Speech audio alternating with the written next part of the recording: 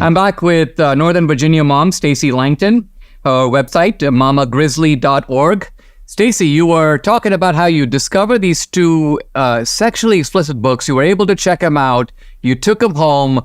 I take it you looked inside and you were like, oh my gosh. What was it? What did you do next? Well, when you see genderqueer, it's not just one image, it's the entire book. There's probably a dozen really graphic images in that book. And so at that point, I signed up to speak at a school board meeting. At that point, I had only been attending them. I had never spoken, but I felt like, I had to say something about it because quite honestly, I thought maybe nobody knew that this was happening in our school district and maybe the board didn't know. And so that's what I did. I went and I spoke and they didn't take it very well. But I mean, did they in fact know about it? And they were like, they saw you as a troublemaker for raising the topic?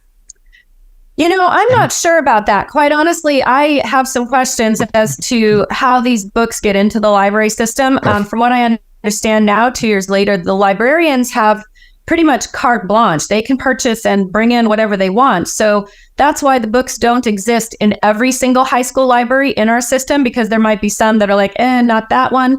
But I don't know if the board knew what was in it. I don't know if they had seen the images themselves, but they were very distressed when I showed them the images and they immediately shut me down. And that's why they cut the mic and they cut the feed and they actually all fled the room for 20 minutes because it was so scandalous. Now, Stacy, let's talk a little bit about the police state retaliation and the kind of subtle but ominous ways that this occurs. Would you describe the meeting where you go to an event and you just notice that there was some strange things going on around you?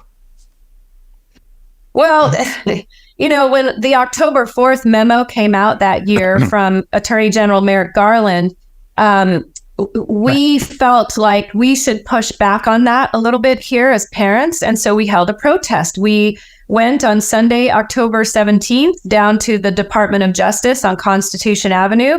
And it was a very polite protest. We had about 45 or 50 parents show up and there was a lot of security there. They knew we were coming. We had sort of advertised it beforehand. We weren't trying to be sneaky or anything. And we did it on a non-work day, so there wouldn't be DHS employees or DOJ employees or whatever in the building.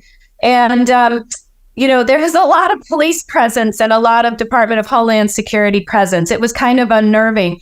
And the very next day, which was Monday, my family started receiving threats.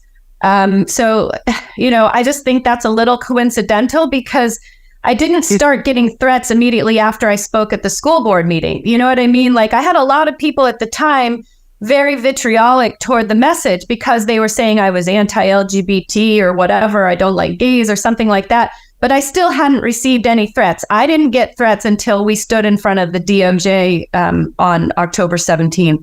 And then you describe in the movie was it a school board meeting where you saw all these unmarked cars? Right. And that happened just a few days later. So, we were at DOJ on Sunday. The school board meeting was Thursday night. And at that school board meeting, we did have marked and unmarked ghost cars there. And that was something that had never happened before. That's an unnerving thing. Right. And we even had a helicopter overhead at one point. It kept circling and it was, quite low. It wasn't at the normal altitude going somewhere else. It was definitely there and it was shining its spotlight down on us. And we had a street side protest like we always did before the meetings. And at that time also, we were holding pop-up rallies in the afternoons and in the early morning time for Glenn Youngkin, who was the candidate for governor. And that same day in the morning, we had DHS marked vehicles at our pop-up rally for Glenn Youngkin. So, we were getting an awful lot of close monitoring and close attention. And I just thought that was completely inappropriate because, we're just a bunch of parents. Like nobody's doing anything provocative. It's not like we're throwing Molotov cocktails at a school board meeting. But it was very, very uncomfortable, very unnerving. And along with the threats that I was getting directly against myself and my children by name, I didn't get a lot of sleep for about a 2-month time span during that time.